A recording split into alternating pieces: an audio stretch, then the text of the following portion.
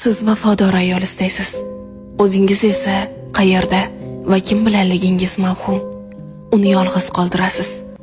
Siz haqiqiy erkak va'dasiga vafo qiladi deb hisoblaysiz, lekin o'zingiz minglab bergan va'dalaringizni allaqachon buzib bo'lgansiz. Ayol nima bo'lishidan qat'iy nazar sabr qilib kutishi kerak deb ta'kidlaysiz.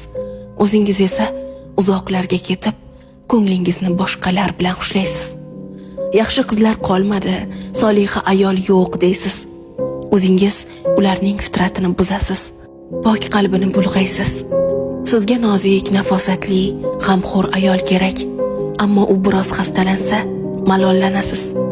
Ayol erkakni tushunishi, qo'llab-quvvatlashi kerak deysiz. O'zingiz u biror nimadan tashvishlansa, uni o'z xayollari va muammolari bilan yolg'iz qoldirasiz. Siz qaysarlik, injiqlikdan nafratlanasiz, lekin uni tinchlantirish haqida o'ylab ham ko'rmaysiz. O'zingiz qo'ygan talablaringizga javob bera olmasangiz, nima sababdan ushbu narsalarni ayolingizdan kutasiz?